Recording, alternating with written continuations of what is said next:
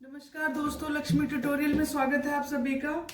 पर्यावरण पारिस्थितिकी से भारत एवं जलवायु परिवर्तन, इंडिया एंड क्लाइमेट चेंज, उससे कुछ और प्रश्नों को तैयार किया है और ये बहुत ही इम्पोर्टेंट है। चलिए शुरू करते हैं। तो पहला प्रश्न है और इसमें हमें क्या करना है, सही कथन का चयन करना है। तो पढ़ते हैं। वर्ष 2006 में संपोषणीय ऊर्जा सुरक्षा का एक समग्र ढांचा तैयार किया गया। वर्ष 2006 में संपोषणीय ऊर्जा सुरक्षा का एक समग्र ढांचा तैयार किया गया, जो भारत की समन्वित ऊर्जा नीति 2006 कहलाई। इस नीति के बिंदु हैं। जो वर्ष 2006 में क्या हुआ था, संपोषणीय ऊर्जा सुरक्षा के लिए एक समग्र ढांचा तैयार किया गया था और वही क्या कहलाए, समन्वित ऊर्जा नीति 2006 कहलाई। तो इसके जो बिंदु थे इस नीति के, उसके बारे में हमें बताना है कौन कौन से उसमें शामिल थे। तो देखते हैं। पहला है सभी क्षेत्रों में ऊर्जा सक्षमता को बढ़ाना। दूसरा है सार्वजनिक परिवहन पर जोर। तीसरा है बायोफ्यूल प्लांटेशन सहित नवीकरणीय ऊर्जा पर सक्रिय नीति का निर्माण करना। चौथा है परमाणु एवं जल विद्युत के विकास को तेज करना। और पांचवा है स्वच्छ कोयला पौधों हेतु प्रौद्योगिकी मिशन। और छठा है जलवायु हितैषी प्रौद्योगिकी के अनुसंधान एवं विकास पर केंद्रित होना। ये सभी कथन है और हमें बताना है कि समन्वित ऊर्जा नीति 2006 के जो बिंदु थे वो कौन कौन से थे। ये सभी थे कि सभी क्षेत्रों में ऊर्जा सक्षमता को बढ़ा देना, सार्वजनिक पब्लिक जो ट्रांसपोर्ट होता है उस पर जोर दिया गया था, बायोफ्यूल्स प्लांटेशन से नवीकरणीय ऊर्जा पर सक्रिय नीति का निर्माण करना, परमाणु और जल विद्युत के विकास को तेज करना, स्वच्छ कोयला प्रौद्योगिकी के लिए क्या करना, प्रौद्योगिकी मिशन को चलाना, जलवायु हितैषी प्रौद्योगिकी के अनुसंधान यानी उसके रिसर्च और उसके डेवलपमेंट के पर केंद्रित, यानी जलवायु हितैषी प्रौद्योगिकी जो है उसके अनुसंधान और विकास पर केंद्रित होना। तो ये सभी इसके बिंदु थे। अगले प्रश्न पे आते हैं। ग्रामीण विद्युतीकरण नीति 2006 के संदर्भ में सत्य कथन है। ग्रामीण विद्युतीकरण नीति 2006 के संदर्भ में निम्न सत्य कथन है। कौन सा है, देखते हैं।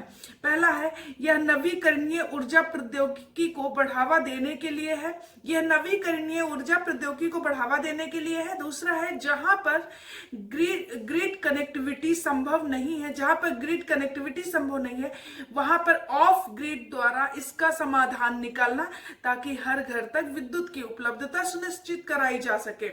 ग्रामीण विद्युतीकरण नीति 2006 जो थी उसमें क्या क्या था, एक तो ये था कि नवीकरणीय ऊर्जा प्रौद्योगिकी को बढ़ावा देना और जहां पे ग्रिड कनेक्टिविटी संभव नहीं हो पा रही थी वहां पे ऑफ ग्रिड द्वारा समाधान निकालना। और इसका उद्देश्य क्या था, ताकि हर घर तक विद्युत की उपलब्धता सुनिश्चित कराई जा सके। और ये दोनों ही कथन बिल्कुल सही है। तो ये हमने देखा ग्रामीण विद्युतीकरण नीति 2006। अगला प्रश्न देखते हैं।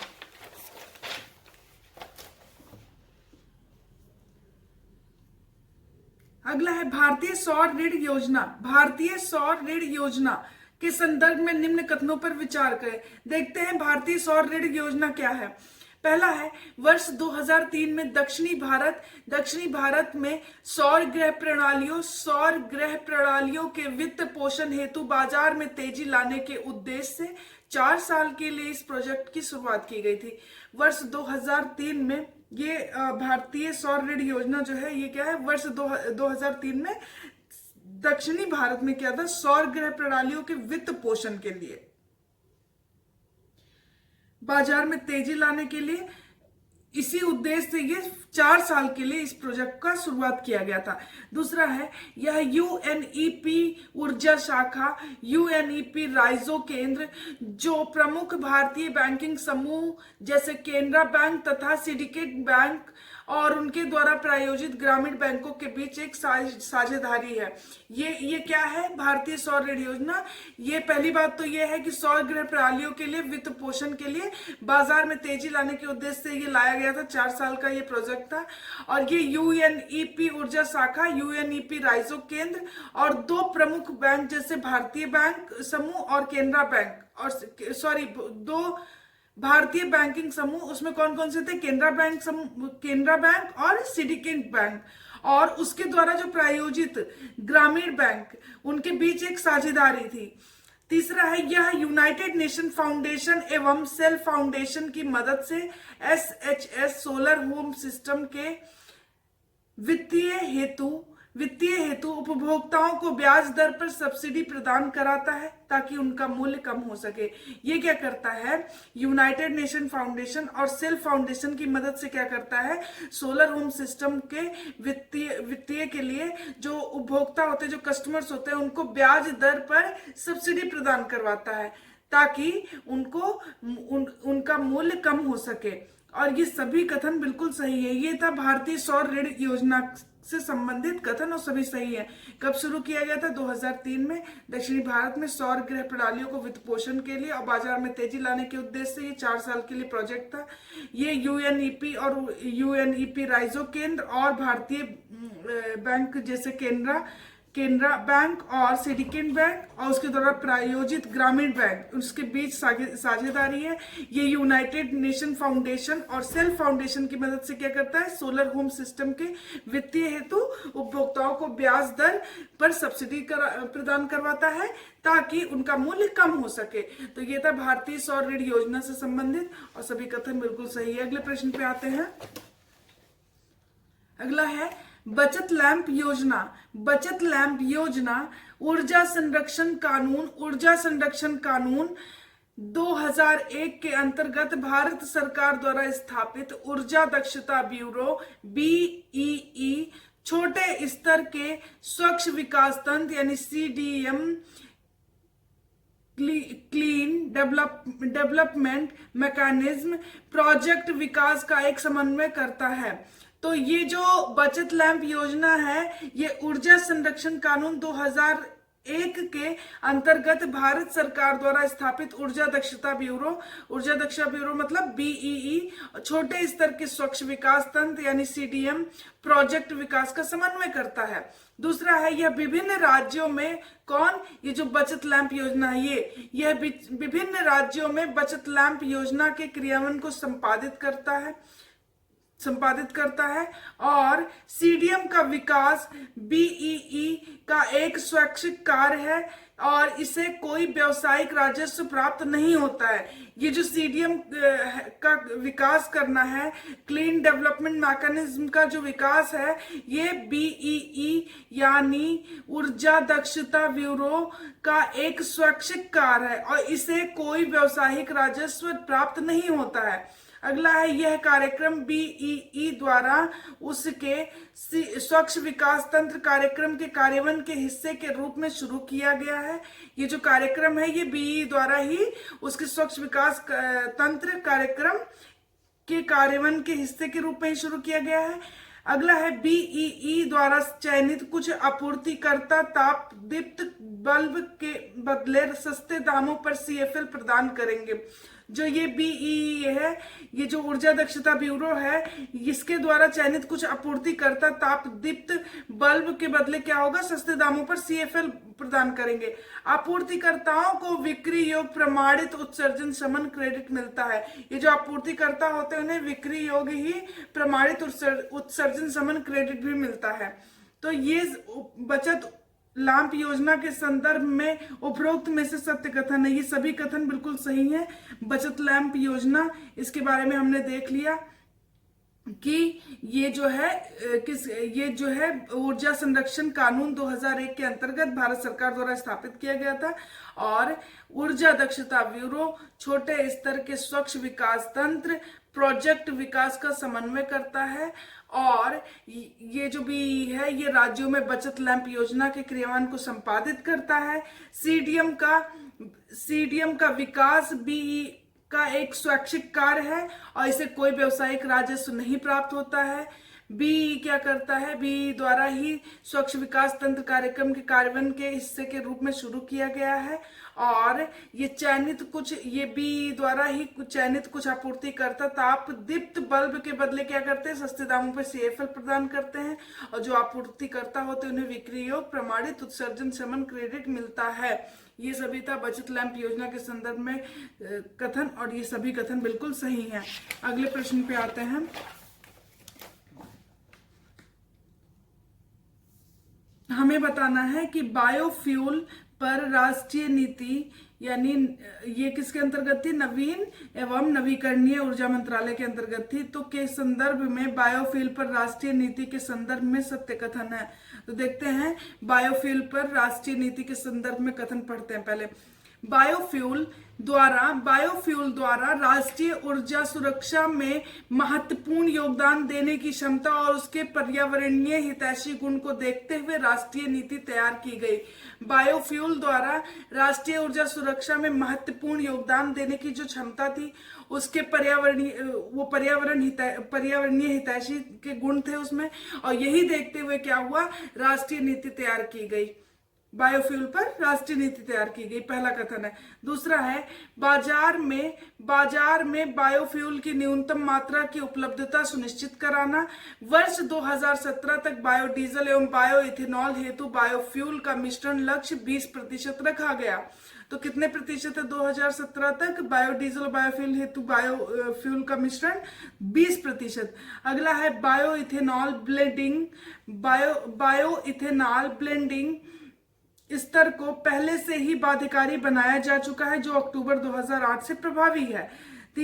अगला है पेट्रोल इथेनॉल ब्लेंडिंग में पेट्रोल में 5% इथेनॉल का मिश्रण करना बाध्यकारिक है। और अगला है भारत ने वर्ष 2022 तक 175 गीगावाट 175 गीगावाट नवीकरणीय ऊर्जा का महत्वाकांक्षी लक्ष्य निर्धारित किया है, जिसमें 10 गीगावाट ऊर्जा का उत्पादन जैवभार पर आधारित होगा। ये सभी कथन है। अच्छा, ये सभी कथन सबसे पहले तो ये बता दूं, बायोफ्यूल पर राष्ट्रीय नीति जो है उसके संदर्भ में ये सभी कथन बिल्कुल सही है। एक बात ध्यान रखिए कि जो इन्होंने पेट्रोल इथेनॉल ब्लेंडिंग में जो पेट्रोल में 5% इथेनॉल का मिश्रण करना बाध्यकारी है, अभी भी 2% या 2 से 3% ही इसका वो मिश्रण किया जा रहा है, ये बाध्यकारी होने के बाद भी। तो ये ध्यान रखिएगा। और बायोइथेनॉल ब्लेंडिंग स्तर को पहले से ही बाध्यकारी बनाया जा चुका है, और ये कब से लागू है? अक्टूबर 2008 से। और भारत ने क्या किया है? वर्ष 2022 तक 175 गीगावाट, ये ध्यान रखिएगा, 175 गीगावाट नवीकरणीय ऊर्जा का महत्वाकांक्षी लक्ष्य निर्धारित किया है, जिसमें 175 जो है इसमें से 10 गीगावाट ऊर्जा का उत्पादन कहाँ से होगा? जैवभार पर आधारित होगा। तो ये सभी कथन थे, और ये सभी कथन बिल्कुल सही है। अगले प्रश्न पे आते हैं, किसके अंतर्गत आता है बायोफ्यूल पर राष्ट्रीय नीति? नवीन एवं नवीकरणीय ऊर्जा मंत्रालय। अगला है ऊर्जा संरक्षण भवन संहिता। ऊर्जा संरक्षण भवन संहिता के संदर्भ में निम्नलिखित कथनों पर विचार करें। ईसीबीसी के बारे में तो देखते हैं। यह भारत सरकार द्वारा मई 2007 को नए व्यावसायिक भवनों हेतु उनकी अवस्थिति एवं उनके जलवायु जोन के आधार पर भवनों की मांग को न्यूनतम करने हेतु लागू किया गया था। ये जो है भारत सरकार द्वारा 2007 को एक नए व्यावसायिक भवनों के लिए ही इसकी अवस्थिति, उसके जलवायु जोन के आधार पर भवनों के मांग को न्यूनतम करने के लिए लागू किया गया था ईसीबीसी को, ऊर्जा संरक्षण भवन संहिता को। और यह जिन व्यावसायिक भवनों पर जुड़ा हुआ भार यह उस पर होता है। दूसरा कथन यह है कि यह जिन व्यावसायिक भवनों पर जुड़ा हुआ भार 100 किलोवाट या 120 केवीए संविदा मांग होती है, उसके लिए निम्नतम ऊर्जा मानक तय करता है। तो 100 से 120 केवीए संविदा मांग होगी, उन्हीं के लिए निम्नतम ऊर्जा मानक तय करता है ये ईसीबीसी। और यह लगभग 22 राज्यों के अनिवार्य ईसीबीसी विभिन्न स्तरों पर क्रियान्वित है। अभी 22 राज्यों में अनिवार्य ईसीबीसी विभिन्न स्तर पर क्रियान्वित किए गए हैं। अगला है ईसीबीसी भारत के अन्य रेटिंग एवं अनुपालन तंत्र जैसे विशाल क्षेत्र विकास हेतु, आदर्श रेटिंग सिस्टम हेतु, गृह और आईजीबीसी का लीड रेटिंग सिस्टम के साथ समन्वय कर रहा है। ये जो ईसीबीसी है ये भारत के जो और रेटिंग और अनुपालन तंत्र हैं कौन कौन से हैं? विशाल क्षेत्र विकास हेतु, आदर्श रेटिंग सिस्टम के लिए जो गृह है, और आईजीबीसी ये क्या है, इंडियन ग्रीन बिल्डिंग काउंसिल और लीड जो है, और ये रेटिंग सिस्टम के साथ ये क्या कर रहा है, समन्वय कर रहा है। तो ईसीबीसी का ये भी काम कर रहा है। तो ये सभी कथन थे ईसीबीसी के बारे में, ऊर्जा संरक्षण भवन संहिता के बारे में। सभी कथन बिल्कुल सही है, ध्यान रखिएगा। भारत सरकार द्वारा 2007 को लाया गया था व्यवसायिक भवनों के लिए, और उनकी अवस्थिति और जलवायु जोन के आधार पर उनकी मांग को न्यूनतम करने के लिए लागू किया गया था। ये 100 किलोवाट या फिर 120 केवीए संविदा मांग के लिए उनकी निम्नतम ऊर्जा मानक तय करता है। ये 22 राज्यों में अनिवार्य ईसीबीसी विभिन्न स्तरों पर क्रियान्वित किया जा चुका है। ईसीबीसी क्या करता है, अन्य रेटिंग जो अनुपालन तंत्र हैं उनके साथ क्या कर रहा है, समन्वय कर रहा है। जैसे लीड, आईजीबीसी, आदर्श रेटिंग सिस्टम वगैरह, गृह वगैरह जो है, इन सबके साथ समन्वय कर रहा है। तो अगले प्रश्न पे आते हैं आप।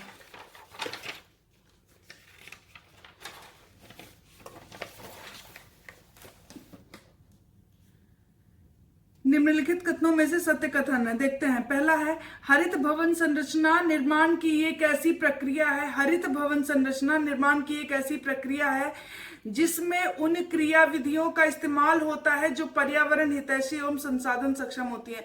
हरित भवन संरचना निर्माण की एक ऐसी प्रक्रिया है, हरित भवन संरचना निर्माण की एक ऐसी प्रक्रिया है जिसमें उन क्रिया विधियों का इस्तेमाल होता है जो पर्यावरण हितैषी और संसाधन सक्षम होती हैं। दूसरा है, इसका उद्देश्य ऊर्जा के संकट से उबरना और पर्यावरण प्रदूषण को निम्नतम करना और ऊर्जा उपयोग सक्षमता में वृद्धि करना। ये जो हरित भवन संरचना निर्माण है, ऑब्वियसली हरित भवन नाम से ही तो ये एक ऐसी प्रक्रिया है और ऐसी क्रिया विधियों का इस्तेमाल होता है इसमें जो पर्यावरण को नुकसान ना पहुंचाए और संसाधन सक्षम हो। तो ये पहला है। और इसका उद्देश्य क्या होता है कि ऊर्जा के संकट से उबरना, पर्यावरण प्रदूषण को निम्नतम करना और ऊर्जा उपयोग की सक्षमता में वृद्धि करना। ये दोनों ही कथन बिल्कुल सही हैं।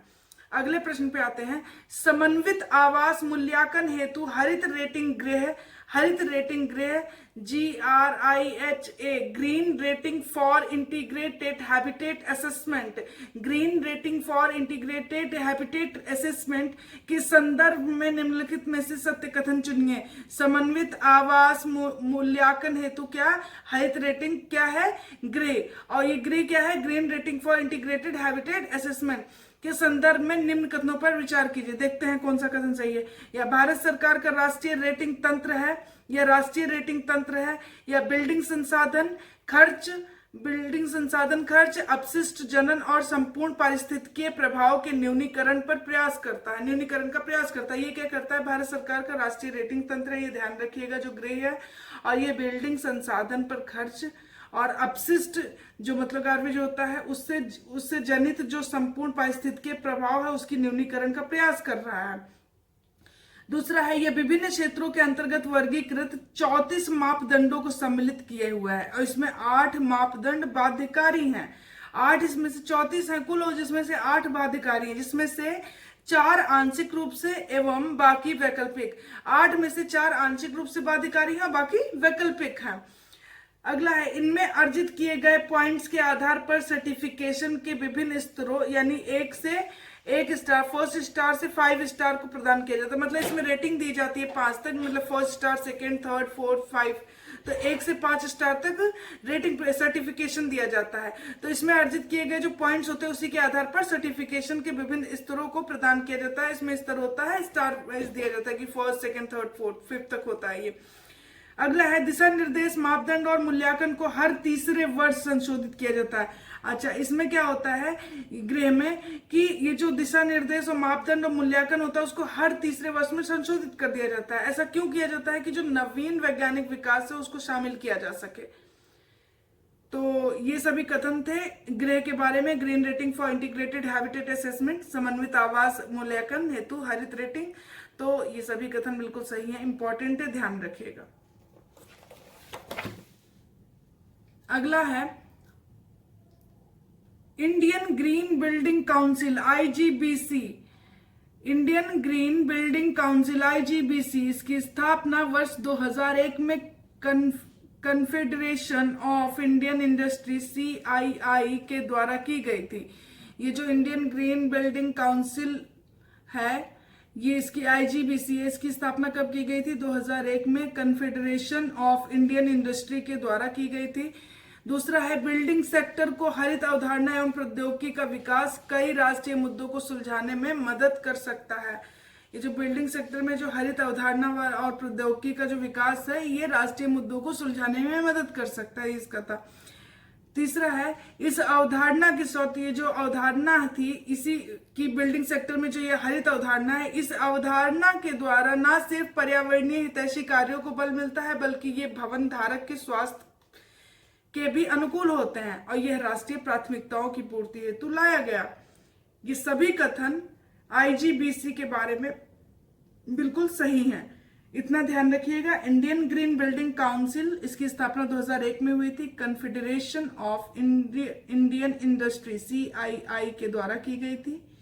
ये बिल्डिंग सेक्टर में हरित अवधारणा और प्रौद्योगिकी का विकास और राष्ट्रीय मुद्दों को सुलझाने की मदद करता है। और इसकी अवधारणा से क्या होगा, न सिर्फ पर्यावरण हितैषी कार्यों को बल मिलेगा बल्कि इससे भवन धारक जो होगा वो उसके स्वास्थ्य पर भी अनुकूल प्रभाव पड़ेगा और राष्ट्रीय प्राथमिकताओं की पूर्ति हेतु भी इस लाया गया था। तो ये सभी कथन थे, सभी बिल्कुल सही है। हमने देख लिया IGBC के बारे में। अगले प्रश्न पे आते हैं। Sorabji Godrej Green Business sector, Sorabji Godrej Green Business Centre Bharat का प्रथम हरित भवन यह हैदराबाद में अवस्थित है। Sorabji Godrej Green Business Centre ये भारत का प्रथम हरित भवन है और ये हैदराबाद में अवस्थित है। दूसरा है इसे लीड प्लैटिनम रेटिंग प्राप्त है, इसे लीड द्वारा प्लैटिनम रेटिंग प्राप्त है। और ये दोनों ही कथन बिल्कुल सही है, ध्यान रखिएगा। Sorabji Godrej Green Business Centre Bharat का प्रथम हरित भवन है और यह हैदराबाद में अवस्थित है। इससे कौन सा वो रेटिंग मिल चुका है? प्लैटिनम।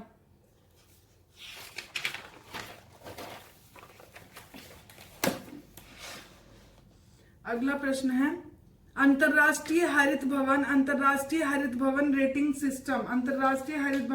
सिस्टम, इसके बारे में हम देखते हैं कि ये क्या है। अच्छा, पहले ये ध्यान रखिए कि ये जो उसको हैदराबाद में जो है ये सोराबजी, इसको जो इन्होंने रेटिंग दे रखा है उसका क्या नाम है, इसे गोदरेज ग्रीन बिजनेस सेंटर है, इसको क्या दिया गया है? Platinum rating.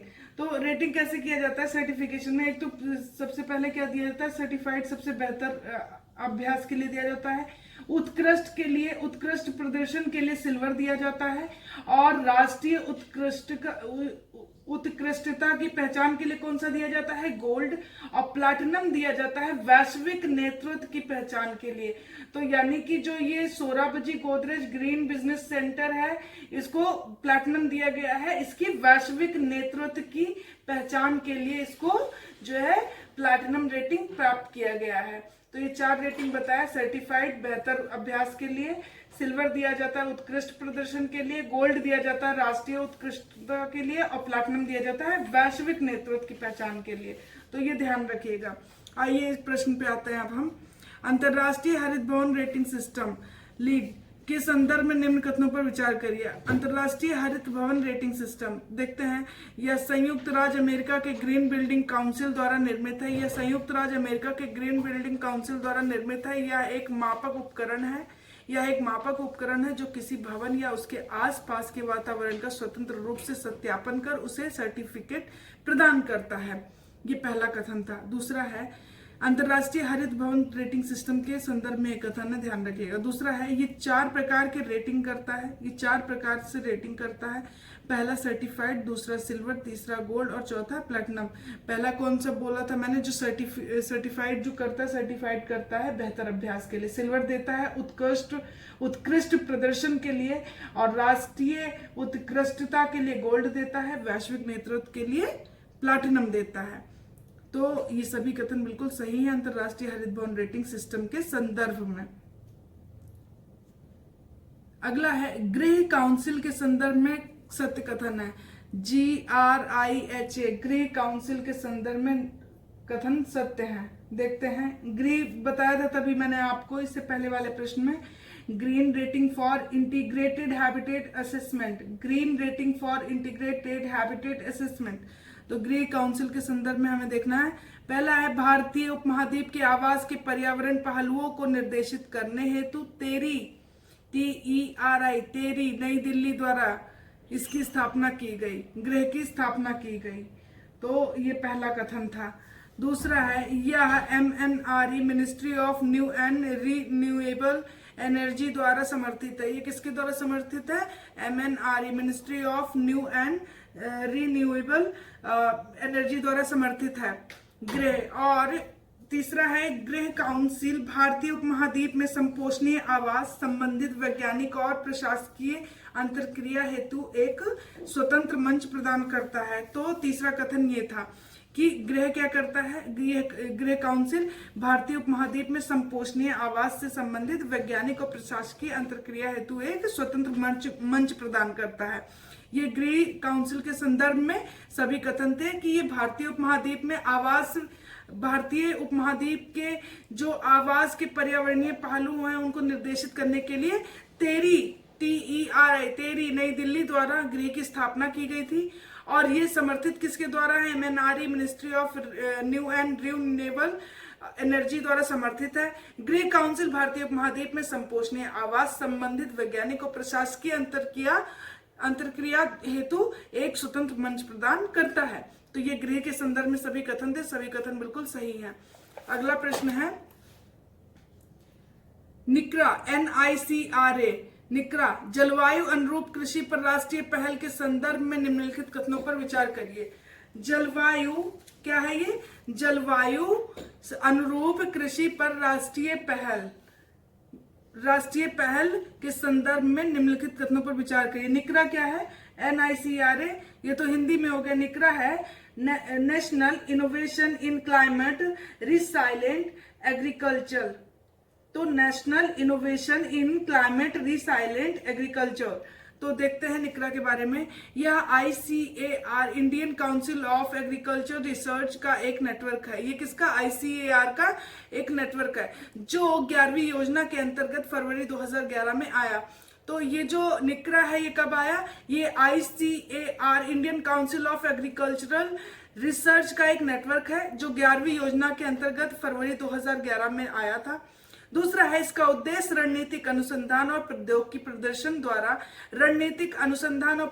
प्रदर्शन द्वारा जलवायु परिवर्तन एवं जलवायु सुभेद्यता के प्रति भारतीय कृषि की सह सीमा को बढ़ाना। इसका उद्देश्य यह है कि रणनीतिक अनुसंधान और प्रौद्योगिकी प्रदर्शन के द्वारा क्या करना? जलवायु परिवर्तन जो क्लाइमेट चेंज होता है और जलवायु सुभेद्यता उसके प्रति क्या करना? भारतीय कृषि की सह सीमा को बढ़ाना इसका उद्देश्य है। अगला है अनुकूलन